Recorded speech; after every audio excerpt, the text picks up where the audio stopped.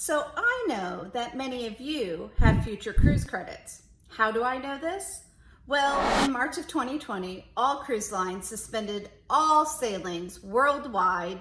That suspension has continued through the summer. It's going into the fall, and we're waiting to see if it goes any further.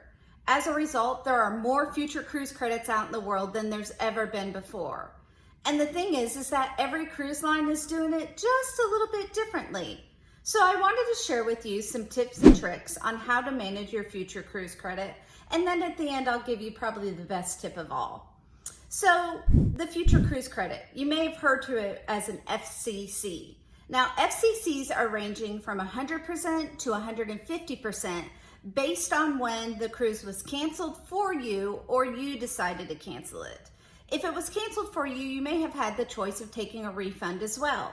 But many people chose the FCC because they were able to get interest on top of what they've already made. Now, a couple things to know. What is that being based on? The future cruise credit could either be based on the entire amount of what you paid, or some cruise lines are doing it only on the cruise fare.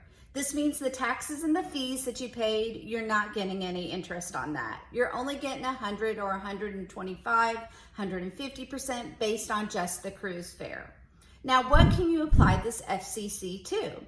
The FCC can be applied to a new booking on the same cruise line. Now, it does have to be a new booking. So if you had another cruise already scheduled for 2021, when your cruise was canceled, you can't apply the FCC to that booking. It has to be brand new. Another thing to know is that when you do make that new booking, it may be less than the price of the future cruise credit. So for argument's sake, we're gonna say you're going on a cruise that only cost $1,000. Wouldn't that be great? If you're going on a cruise that costs $1,000, but your future cruise credit is for $1,250, you have $250 excess. So what do you do with this? Again, each cruise line's handling it a little bit differently. You could, one, be offered to do an upgrade. You could apply it to a future cruise, which means a totally another cruise on a different date. You could also have it as an onboard credit, which means you'd have $250 to spend as soon as you got on the cruise ship. Some cruise lines are making you forfeit it. Either you spend it all on this cruise and anything that's left over you forfeit, and so I again encourage the upgrade. And last, some of it are letting it be applied to taxes and fees, even if you only got paid for the cruise fare.